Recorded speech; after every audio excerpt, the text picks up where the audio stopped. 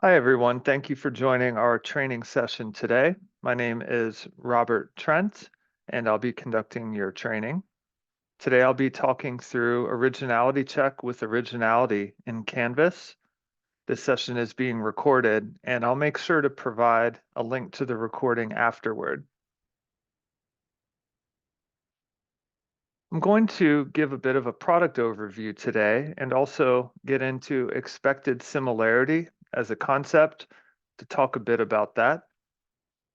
I'll talk about the similarity report and how to interpret it, as well as the AI writing indicator. I'll talk about the differences between the similarity score and the AI score and how you can interpret the information in the reports. I'll make sure to give a live demonstration showing both reports in addition to the click path in Canvas for assignment creation and student submission. And I'll be sure to leave enough time for questions and answers. That said, feel free to ask questions if you want to during the session. I like when it's interactive. You can either come off mute and just ask, or you can use the chat.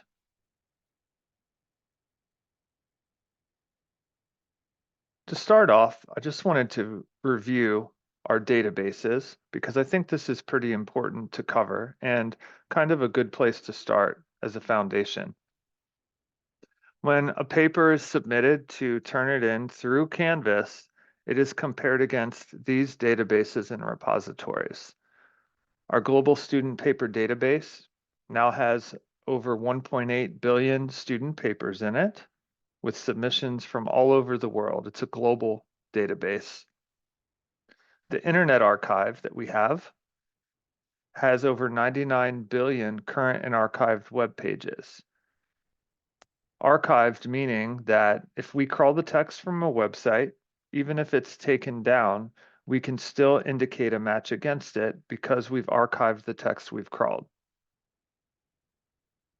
And our periodicals, journals, and publications, now at over 89 million individual articles from over 56,000 journals. So this is providing the most thorough similarity check possible in our similarity report. With our global student paper database, during peak periods, we're adding approximately 1 million or more papers every day to that database. And with our Internet Archive, we're crawling and updating over 102 million pages every day. Also important to note, when it comes to our publications, 95% of the top journals are included in our database, and we have over 1,000 publishers from around the world. These are important concepts to talk about here when I think about plagiarism and I think about text similarity and intent. There is a difference here that I need to make sure that I speak to, and also consider intent as part of this equation as well. Plagiarism is to steal and pass off the ideas or words of another as one's own, or to use another's production without crediting the source. Text similarity is when the ideas or words of another are present in one's work. What Turnitin does with the similarity report is identify text similarity. To be clear, we're not making a judgment call on whether plagiarism has occurred or intent of the student. It's important to note that sometimes text similarity can be expected in a similarity report, and that's perfectly okay, and that plagiarism can be unintentional sometimes. So assuming positive intent from the get-go, I'm going to speak in that way as far as how I talk about the similarity report and also benefits for students and how students can have learning moments from information that's presented. When I talk about expected text similarity, if a student includes quotes, citations, references, or common facts, you may expect to see a level of similarity in the report already. And If assignments include an expectation of supporting arguments, assignment templates, short answer questions, or essay prompts, you might then expect to see a level of similarity as well. The reason I mention this is a question I get over and over again about the similarity report is what number indicates plagiarism, or what number will point out misconduct? Well, there is not really a magic number that will indicate plagiarism or a problem, because sometimes you may expect to see a level of similarity. And to be clear, we're not making a judgment call about plagiarism. We're surfacing information then that can make it easier for you to determine the kind of conversation you may want to have in some instances with a student if you expect that plagiarism may have occurred based on the similarity matches that you see. Also, thinking about academic misconduct more broadly, talking about other types of misconduct as well, I'll talk a bit about AI use too, or misuse, because to be clear, when it comes to AI, misuse would be when it is utilized without it being permitted. Sometimes AI use is permitted, and it's important to think about how to call it out for a course or assignment and set expectations as far as what is okay and what isn't.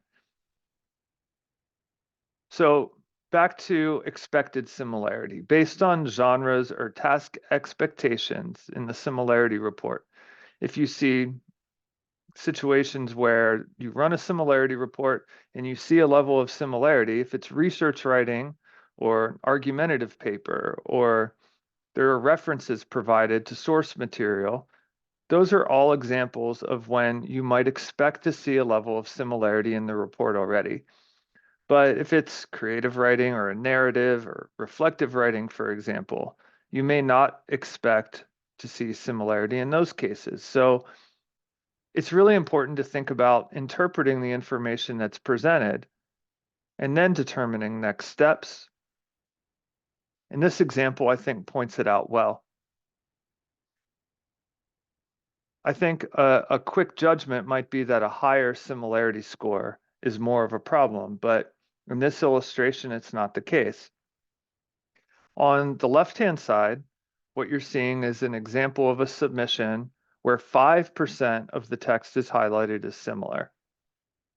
On the right, 30% of the text is highlighted as similar, but on the right, it's expected similarity. There are good reasons why you would expect to see similarity on the right. On the left, the copy and paste, that's not something that would ordinarily be acceptable. And it may be a situation where the student, if given visibility into the report, would see that this is highlighted and realize they need to put this into their own words because it's too similar. But what's on the right?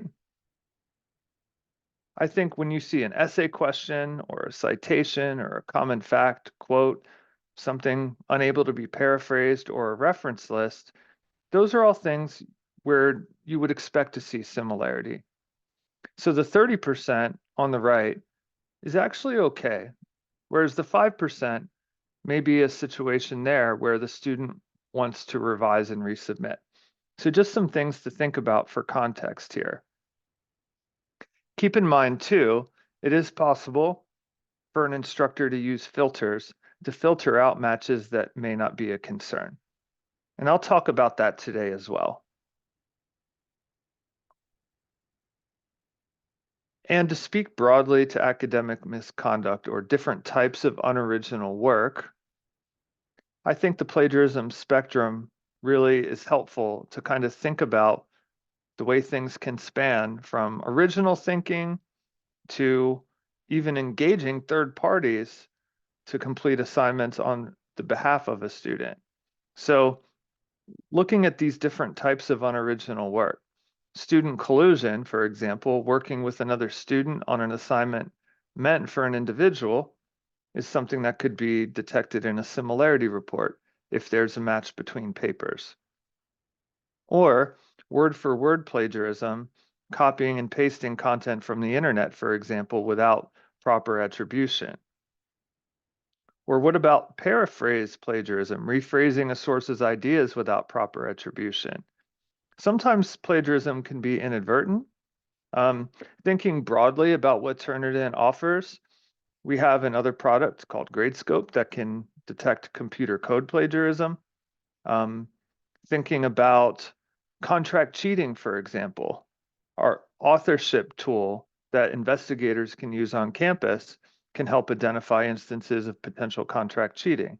So there are many types of unoriginal work illustrated here, but one that I wanted to touch on and point out right in the middle, self-plagiarism. That is a good example of something a student might do without realizing that it's plagiarism. Reusing one's previously published or submitted work without proper attribution.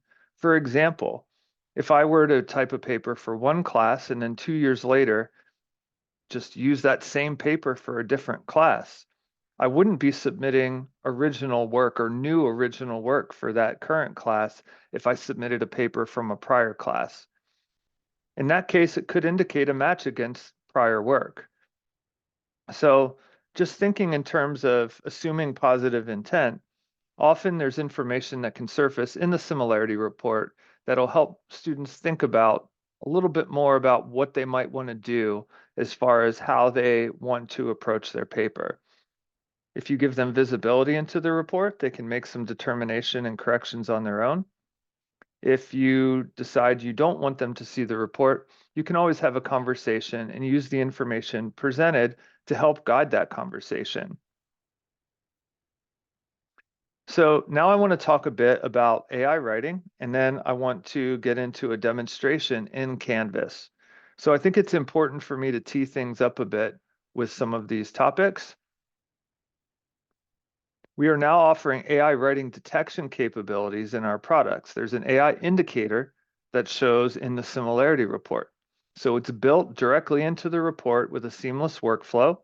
And what it's doing is helping to provide information that can help determine the next course of action. The indicator and the report are only visible to instructors at the institution. Some common terms, common things to think about as we talk through AI today. Artificial intelligence is any intelligence demonstrated by machines in contrast to the natural intelligence displayed by humans and other animals. So these machines use mathematical models. They identify and encode patterns in data sets, which can then perform predictions on new situations they have not yet encountered. AI-assisted writing is when AI software utilizes content to predict, modify, or create text based on input supplied by a user. Some tools can create new bodies of text, others may reword existing text, such as in the case of AI paraphrasing tools.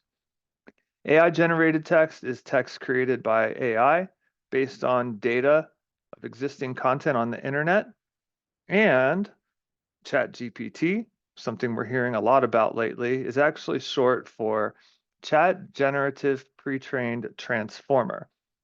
It's a chatbot launched by OpenAI in November 22.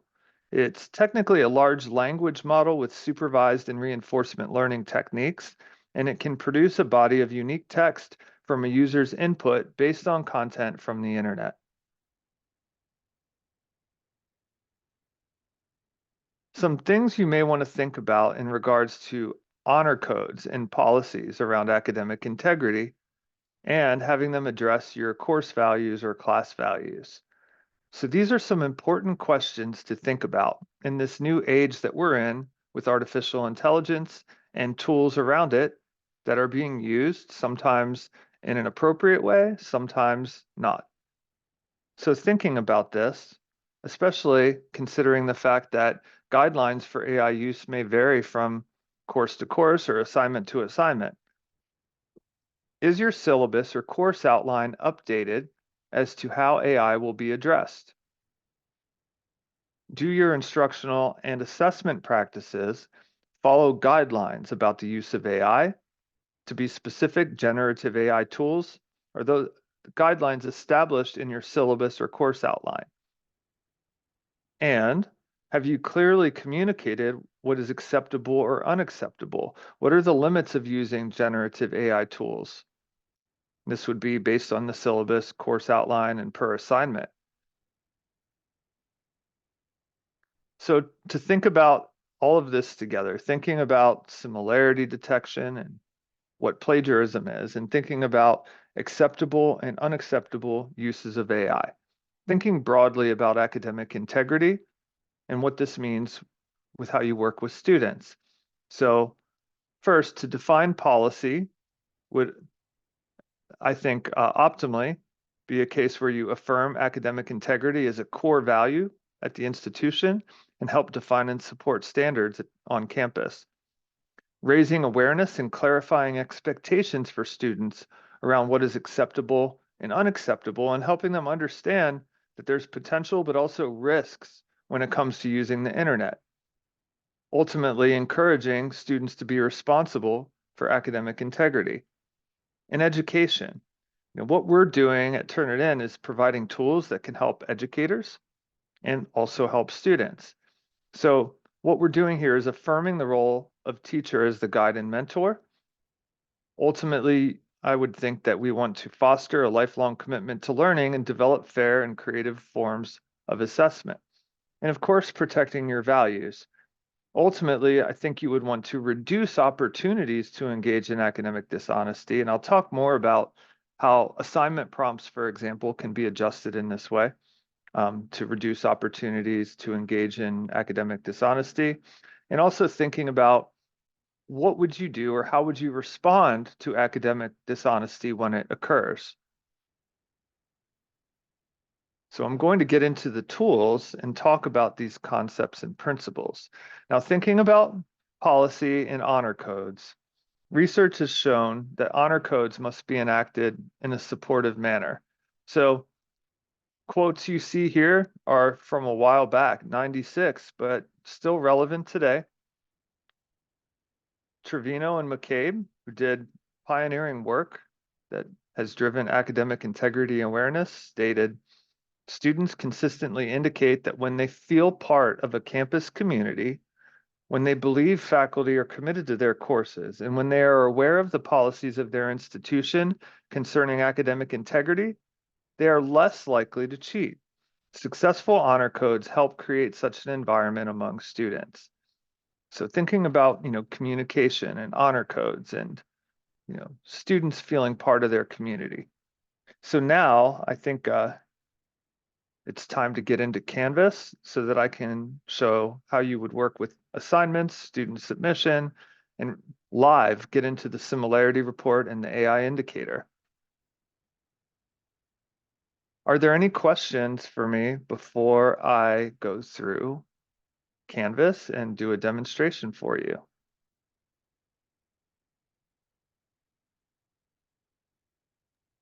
No, I think we're all set. Okay, so here's what I'm going to do. First, I'm going to just go ahead and show you assignment creation and talk through the different settings that you can adjust. I'll show how a student submits in Canvas, and then I'll show similarity report interpretation, our flags for text modifications, and get into the AI indicator. And it's going to be, I think, helpful for me to go through it in that way because I'm going to talk to and compare and contrast the differences between the reports and how you interpret and use them. So I'm in Canvas, I'm in the assignments area of Canvas in my instance here. First, I'm going to click Add Assignment.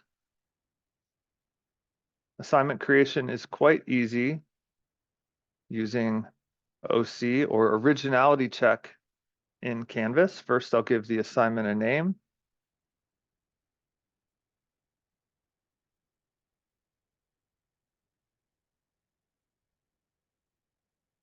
Instructions.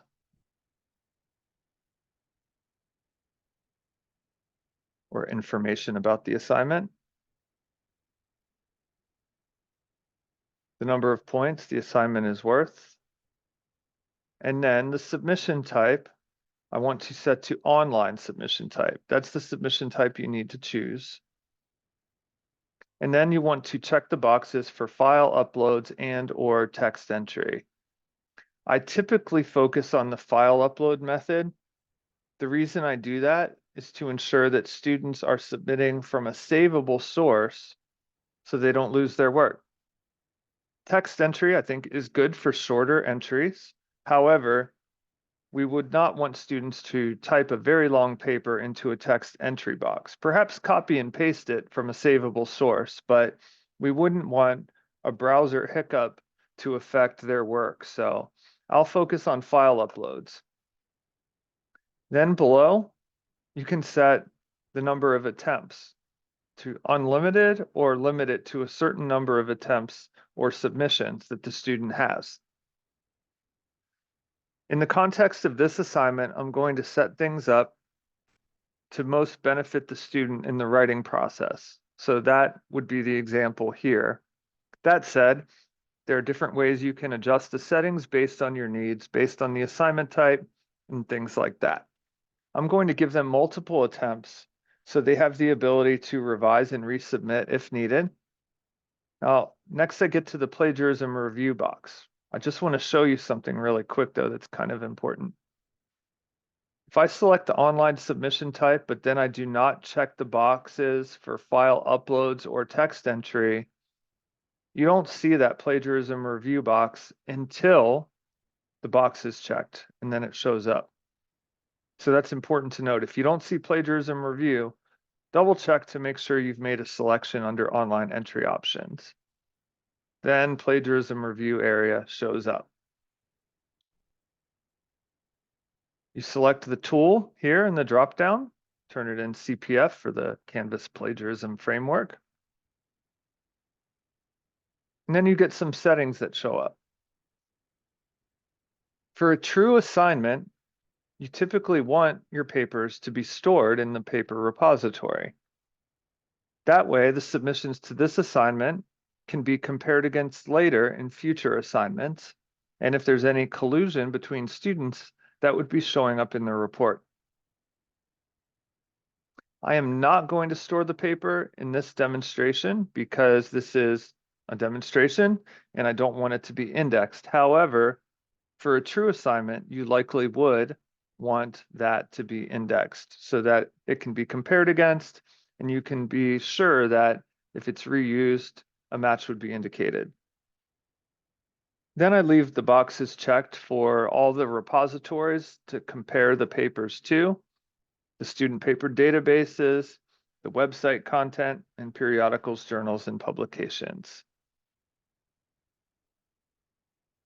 Note then, it's possible to set exclusions on the assignment level to automatically exclude things from the report. For example, you can exclude bibliographic materials. This would exclude the bibliography, references, or works cited portions of the paper. You can exclude quoted materials. That would be anything within quotation marks or block quotes, for example. And it's possible to exclude small sources based on a number of words or a percentage. For example, I could say I want any matches smaller than 12 words to not show up in the report as similar. Or if it's by percentage, maybe I'd say any sources that are 2% or less in size would be excluded automatically. In this example, I'm not going to exclude on the assignment level. I would recommend that for your use, you get used to filtering the report on a paper by paper basis first, and then determine if you want to exclude anything on the assignment level. That's how I'm going to demonstrate things for you today. I will show paper by paper exclusions that you can do, filters you can set. Notice too, there's an option to save default settings. That way, going forward, what you've selected here will save and your settings will be there then in the future. Then you can decide if and when the similarity report is visible to students. Is it immediately after submission, after the assignment has been graded, after the due date, or not at all? I'm going to set it to immediately. That way, the student can see the report after submission and determine if they need to make any revisions. So for example, the student could submit, take a look at the similarity report, realize, for example, they need to maybe adjust citations or paraphrase, put things in their own words, and resubmit. We like to be student-centered, assuming positive intent and being clear that Turnitin's being used, and giving them visibility into the report can actually help them. Sometimes they may not realize that what they've submitted is too similar, and you're giving them a chance to see for themselves so they can then correct. Or sometimes it could be helpful if they are citing sources to use it as a way to see that those sources are being indicated. This integration does work with group assignments in Canvas. I'm going to go ahead and set the dates here. I'll set the due date and the window of availability for the assignment. And if I'm ready for students to see it, click Save and Publish.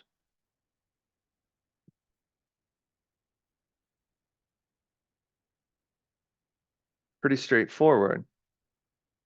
Now, as far as how a student submits, it's very easy. I'm going to shift to the student view to show you that. So if a student goes to the assignments area and then they click on the assignment,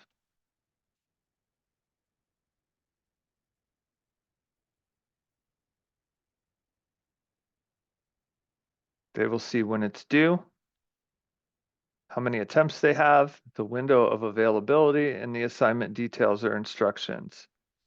Also, if they have multiple attempts, they can jump between them. This will be the first attempt or first submission here. I'm going to use the file upload method, so I'll just click upload under choose a submission type, then choose a file to upload. I'll select my paper.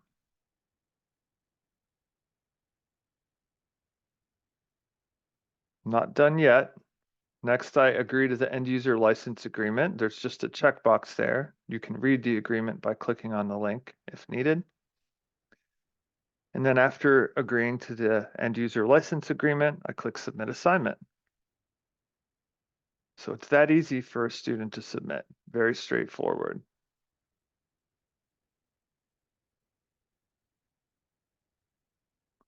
I'll go back to the instructor view. Before I take a look at the reports, do you have any questions about the assignment creation process or the student submission process? No, I don't think so.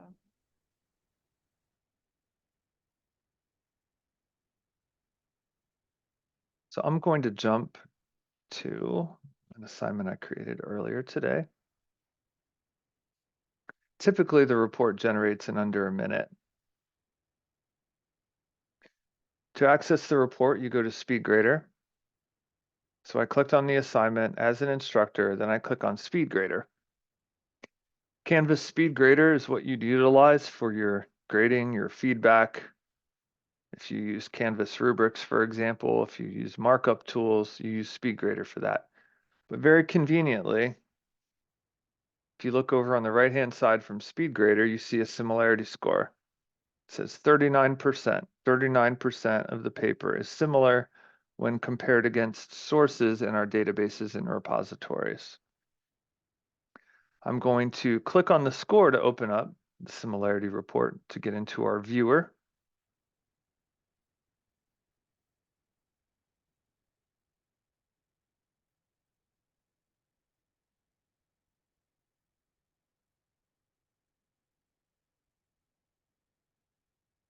And over on the right, the red area is the similarity and flags. And then I see the AI score down below. So what we have here is 39% of the paper is similar.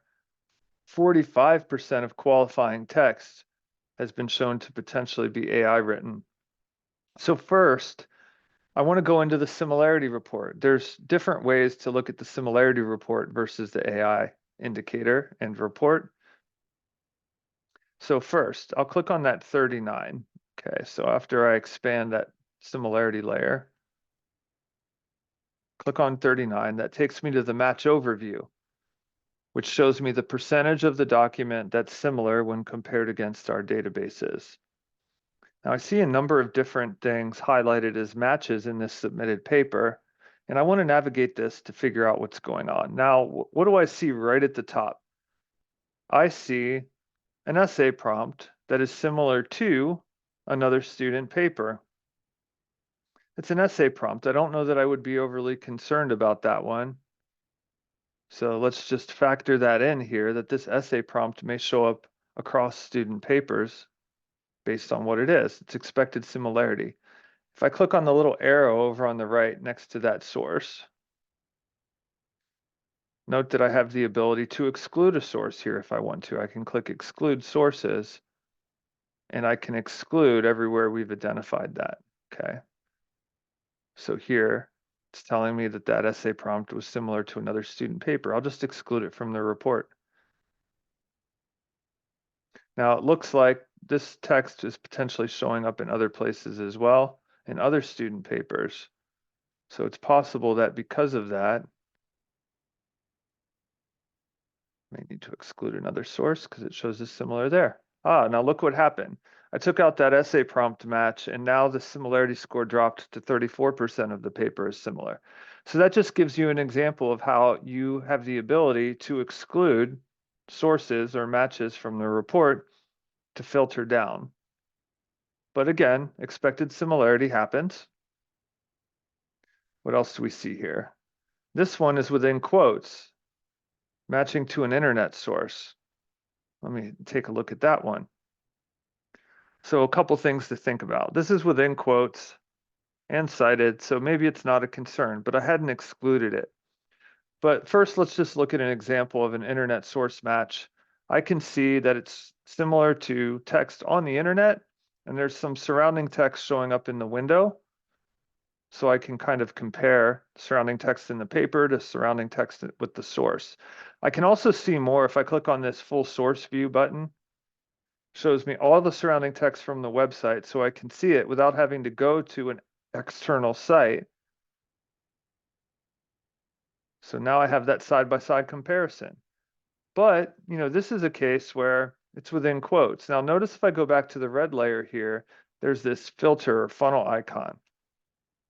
I can exclude quotes, anything matched within quotes, and apply the changes, and then those matches disappear, and everything that's within quotes is now no longer in the report and set at a smaller percentage, 26%.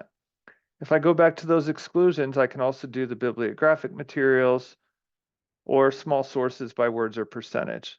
I just removed the filter, and then the similarity match returns for the quotes. So that's how you use the filters. And you've seen an example of a match to a student paper, which shows as private because it matches to a paper at another institution. And you've seen an example of a match to an internet source that shows you the text from that source. Taking a look at some of these other matches, now we see some examples of some that are more broken up, not exactly the same, but perhaps some words were switched out. It's a student paper match, so I can't see the specifics around it. Privacy is important to us. So again, thinking about what I'm seeing here and the types of matches, this one, number 5, is a bit broken up to a source on the internet. There's these arrows that allow me to jump from one place to another. Now what I'm seeing is similar, but the words are broken up.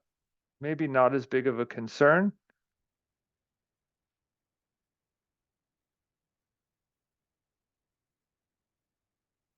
So this is something where I might think, well, would the student want to revise this or not based on how it's similar? So when you go to a match, when I went to number 5, I can use the arrows to jump between the different individual matches from that source that are in the document.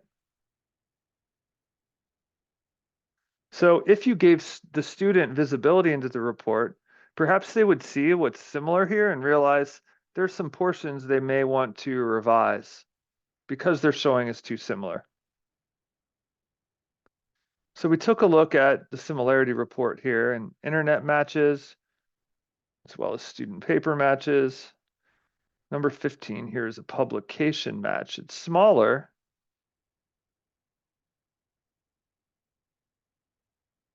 Match to a publication, not overly similar, but again, we've still identified similarity. Now, if it's a publication match, just to show you the difference, it'll show you some surrounding text in the window, but it's not going to pull all the full source text because it's a publication. Periodicals, journals, and publications tend to be behind a paywall. We have partnerships that allow us to crawl this text, but you can't necessarily access it all unless you have access behind password protection. In addition to that, the similarity report also has an all sources view that'll show you everywhere we've identified similarity. So the big difference here is the match overview will highlight top sources that do not overlap and highlight them automatically in the paper. There could be other sources behind them if similarity is identified from multiple sources. All sources will show you everywhere we've identified similarity where it could have come from. So the context can help. There are some sections here that are all over.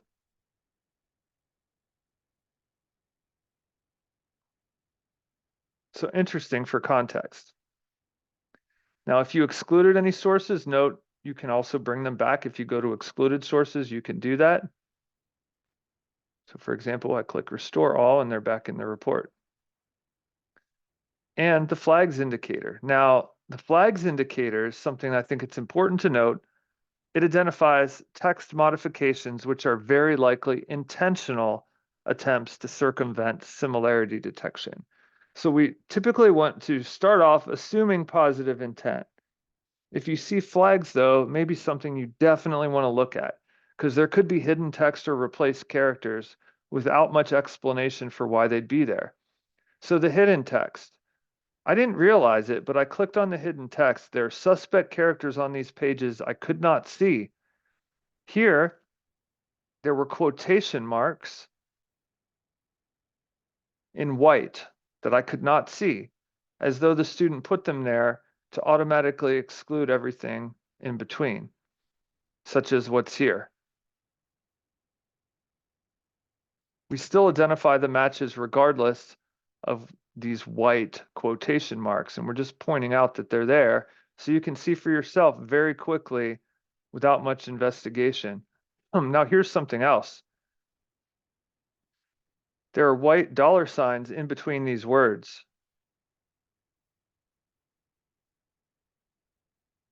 This could be an attempt to create a long, unmatchable string of text, but we've been able to identify for you where the white text is, and we still indicate the similarity regardless of this attempt to throw off our detector. Here's the match. We still see it. And here's where the hidden text was. Here. So we can point out hidden text with the flags and replace characters. More hidden text. I didn't see this before, but this is all in, it was in white. I couldn't see it because it was white text. Now, while I may agree with the statement that Turnitin is a powerful tool used by educational institutions to ensure academic integrity, I think the purpose here is that the student wanted to add to the word count to meet a minimum requirement by adding copy and paste repeatedly of the same statement to add to the word count. And we still identify that that's there and call it out for you. Now with replace characters, it's a little different. I couldn't see it before, but in this case, all these letters were swapped. They're Cyrillic instead of Latin.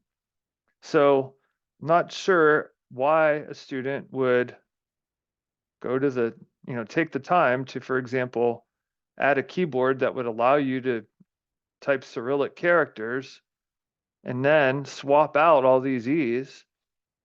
Looks the same to the naked eye, but it could be an attempt to trick similarity detection. And again, it doesn't work, and we point out where it is. Are there any questions about the similarity report or the flags?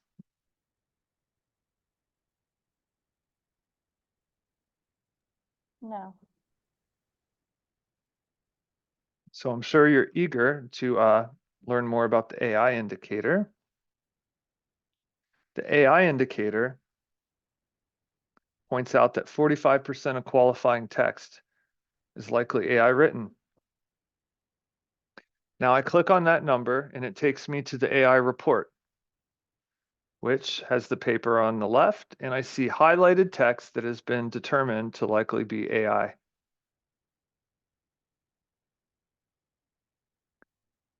Now, unlike the similarity report, I can't click through this to go anywhere. It is just highlighting the text based on our detector is indicating there that it is likely AI written. So what do you do next? I'm going to provide some guidance and help for you here. Also, something else I should mention that's different about the AI report. It's not 45% of the document has been determined to be generated by AI. It's 45% of qualifying text. So let me explain that a bit as far as what is qualifying text, and I'll talk a bit about the resources. Something else, because there's no student view of the AI report, and that's different because the similarity report can be viewed by students. If you ever want to review an AI report with a student, there's a download option so you can download and print or save a file from the AI report. Now, about the AI report, to be clear, this ties into something I was talking about earlier in my introduction. GPT-3 and 3.5 and ChatGPT generate sequences of words based on picking the next highly probable words. AI is consistent and highly probable. Human writing is inconsistent and idiosyncratic. So the qualifying text in the submission says 45% of qualifying text has been determined to be generated by AI. Qualifying text is only prose sentences. So for example, bullets may not be picked up. So note that. Also, there is a false positive rate, but it's very small. It's less than 1%. So there could be an error in 1 out of 100 documents.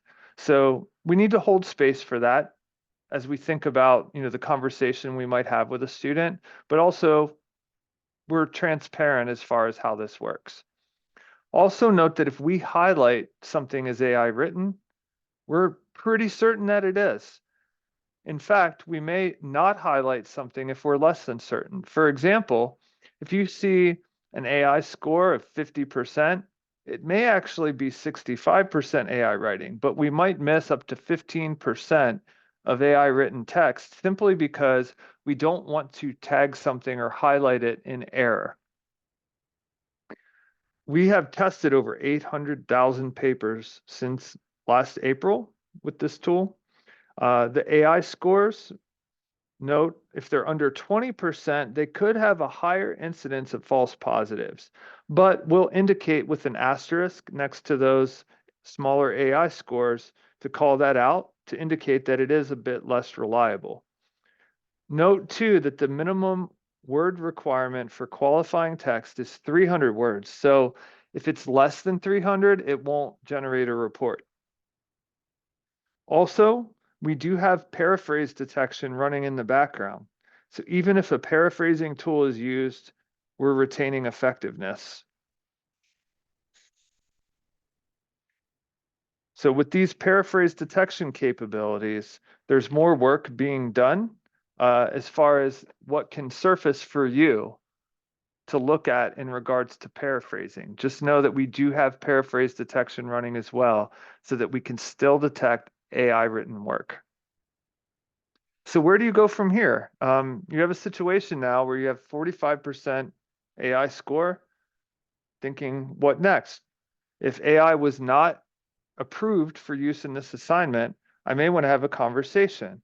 So where to go from here? Now, at the bottom right, we have our FAQs, resources, and guides. I'm not going to jump into the guides right now. That's more point and click path oriented explanations with screenshots. Just know that that's there. and guidance is very helpful for all of our tools and our integrations. Let me talk about the FAQs first. The frequently asked questions are a good place to start to better understand the indicator itself, how it was trained, and how it works. So how does it work? Great question. Probably something I'd be wondering now if I'm thinking about having a conversation with a student about them using an AI tool. When a paper is submitted to Turnitin, it's broken into segments of text that are about a few hundred words each, 5 to 10 sentences or so. Those segments are overlapped with each other to capture context, like this. Oh. So what you see here, these pieces overlapping for context and a number being assigned. So based on our indicator's determination of whether or not something is AI written, we're determining whether or not to highlight it.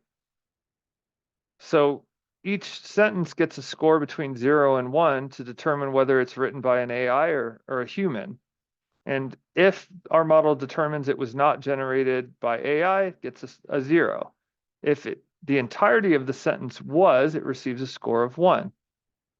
So then, using the average scores of the segments, the model generates a prediction of how much text has been generated by AI. So that's how it works based on how it's trained. Our detector is able to detect content from GPT-4 most of the time as well, and we're working on expanding our model. How was it trained? Representative sample of data spread over a period of time. Note, we took into account statistically underrepresented groups, such as second language learners, English users from non-English speaking countries, colleges and universities with diverse enrollments, and less common subject areas to minimize bias. Note that the indicator only works on English at this time. So it touches on that here. English for now, long form English now. So a lot of good information here. What does the percentage mean? We talked about qualifying text. This is all something I think an instructor might want to review if they're thinking about having a conversation with a student, just to understand better.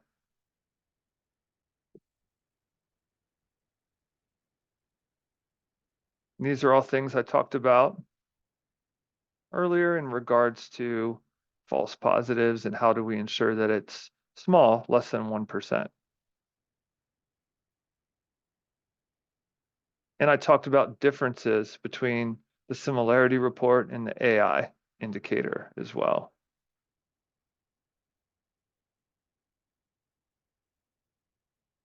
Note too that there are file requirements based on file size and file types as well.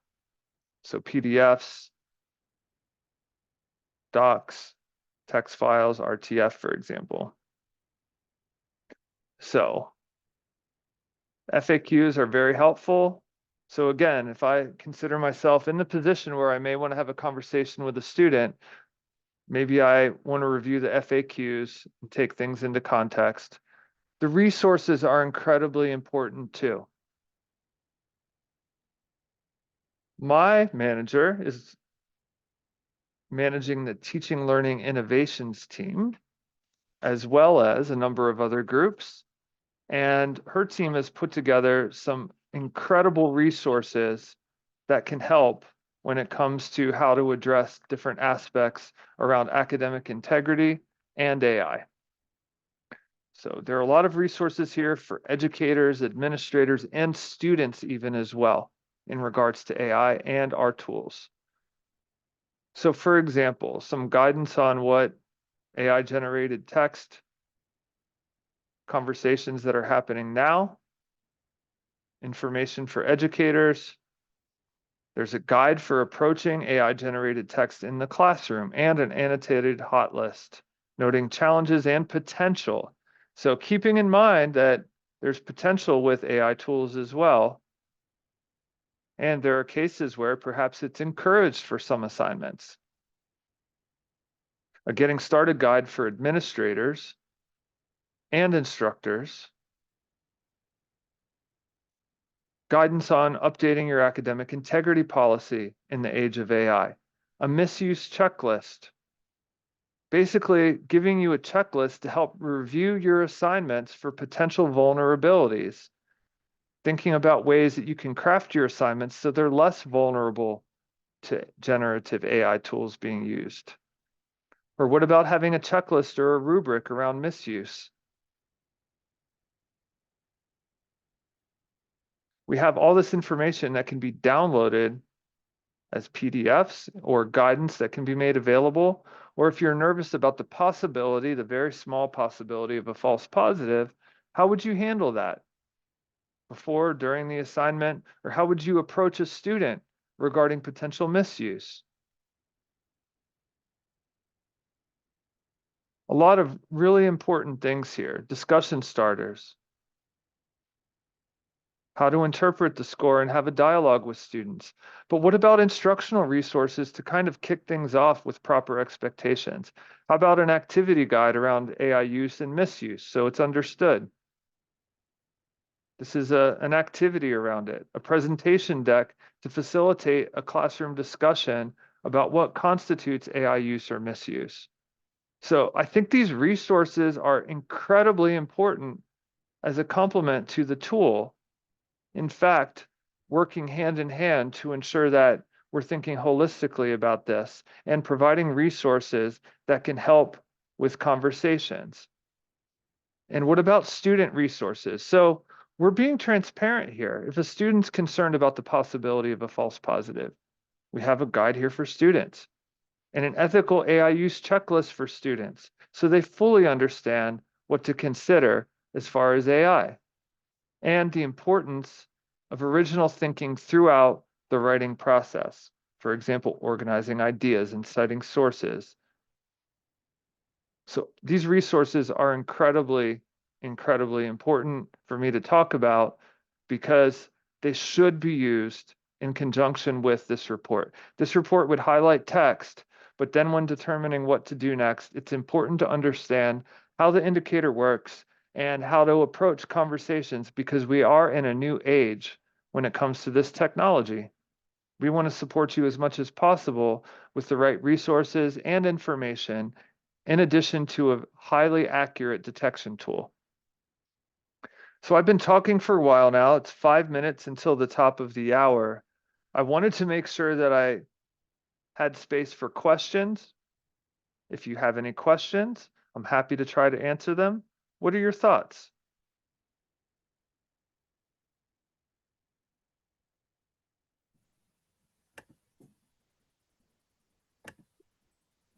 Hey, this is Kristen. I thought it was very beneficial, so thank you for taking the time to do it.